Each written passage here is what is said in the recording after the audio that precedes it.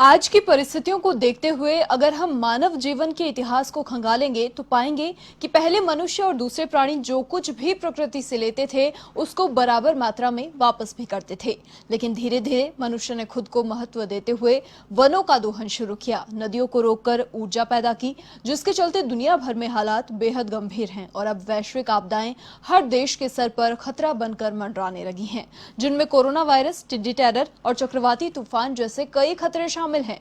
ऐसे में इंसान के सामने पर्यावरण संरक्षण भी एक चुनौती बनी है और इसी के चलते इस बार पर्यावरण दिवस की थीम टाइम ऑफ नेचर रखी गई है, ताकि कुदरत के साथ हो रहे खिलवाड़ के प्रति इंसान अब तो जाग सके। इसी को लेकर पेश है हमारी खास रिपोर्ट।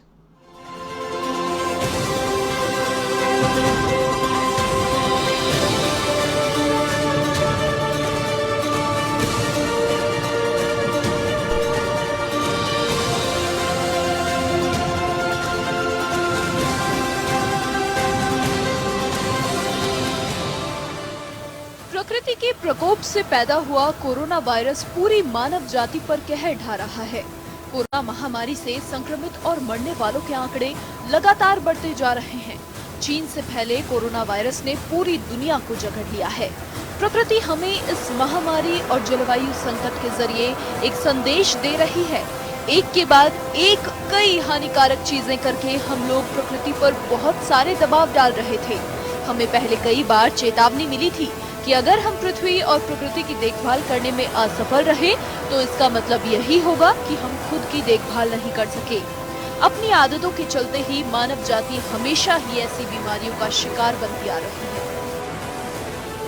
विश्व प्राण दिवस के उपलक्ष्य में मैं ये कहना चाहती हूँ कि आज जो कोरोना का दौर चल रहा है और जैसे कोरोना पूरे विश्व स्तर में फैली है, ये भी एक प्राकृतिक असंतुलन का ही दुष्परिणाम है।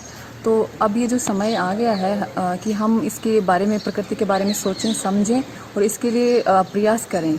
हमारे सारे के सारे प्रयास हैं वो इको सस्टेनेबल और इको फ्रेंडली होने चाहिए, ताकि इसका जो दोहन हम वर्षों से करते आ रहे थे वो आगे ना हो पाए और हमारी आने वाली पीढ़ियां हैं वो भी इसका एफिशिएंट यूटिलाइजेशन कर सकें। देश में कोरोना और लॉकडाउन के बीच टिड्डियों ने धावा बोल दिया। राजस्थान और गुजरात में तो टिड्डियों की भारी मात्रा देखी गई, लेकिन पिछले 2.5 दशक में पहली बार महाराष्ट्र, उत्तर प्रदेश और मध्य प्रदेश में भी इनका जबरदस्त प्रकोप रहा।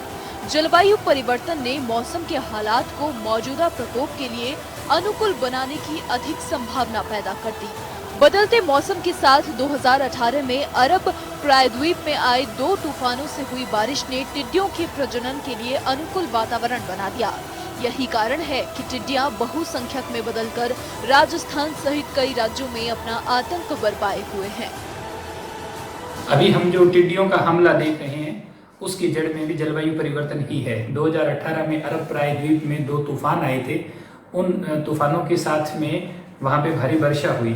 उस वर्षा के कारण वहाँ पे टिड्डियों के प्रजनन के लिए अनुकूल वातावरण बन गया और वो टिड्डियाँ फिर बढ़ती बढ़ती इस स्थिति में आ गई कि उन्होंने पिछले साल भी हमारे यहाँ अटैक किया था, अब भी अटैक किया है। और वो जो चक्रवात वहाँ आए वो जलवायु परिवर्तन के कारण आए, क्योंकि इस तरह के चक्रवात सऊदी अरब में 5 या 7 साल में एक बार आते हैं, जबकि अब 1 साल में 2 या 3 चक्रवात आ रहे हैं। तो ये जो परिवर्तन है, ये परिवर्तन भी हमने जो वातावरण में खराबा किया है उसी की ही देन है। इसके साथ साथ में हमने जो कीटनाशकों का प्रयोग किया उसकी वजह से हमारे जो जलाशय है उसमें मेंढक, टोड और फ्रॉग, इसकी दोनों किस्में हैं वो लगभग लुप्तप्राय हो गई है। सघन विकास की अविरल लालसा में फंसकर मनुष्य प्राकृतिक संसाधनों का मन मर्जी से विदोहन कर पारिस्थितिकी तंत्र के साथ खिलवाड़ कर रहा है, जिससे वर्तमान में संपूर्ण विश्व की प्रकृति में असंतुलन की स्थिति बन गई है। भूकंप, बाढ़, ज्वालामुखी विस्फोट, तूफानों में अनचाही घटनाओं में निरंतर बढ़ोतरी होती जा रही है।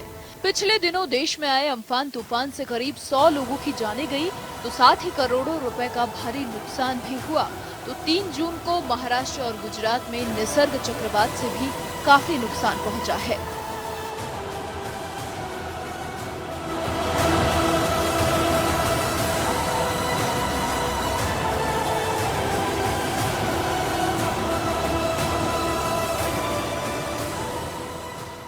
बारंबारता या फ्रीक्वेंसी है वो बढ़ गई है।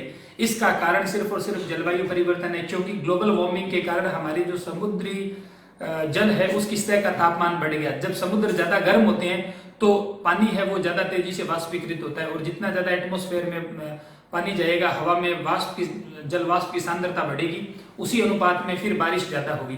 तो ये जो लगातार चक्रवात आ रहे हैं, ये इसका सीधा संबंध जलवायु परिवर्तन से है। और चक्रवात न केवल हमारे इंफ्रास्ट्रक्चर को तोड़ते हैं, जान माल की हानि पहुंचाते हैं, वरन ये जो हमारे पर्यावरण को संतुलित करने के जो प्रयास है, उन प्रयासों को भी धक्का पहुंचाते हैं। आज कोरोना ने सबको जोड़कर ये तो बता दिया कि प्रकृति जब दंड देती है तो सबको समान देती है, बल्कि ये भी बता दिया कि आपदाओं से बचने के लिए एकमात्र विकल्प सामूहिक रूप से प्रकृति का संरक्षण है। इसके लिए जरूरी है कि जीडीपी के तर्ज पर ही पारिस्थितिक तंत्र के प्रति भी गंभीर रहे। कैमरा पर्सन सुनील शर्मा के साथ सुरेंद्र बिजारनिया, A1 टीवी, जयपुर।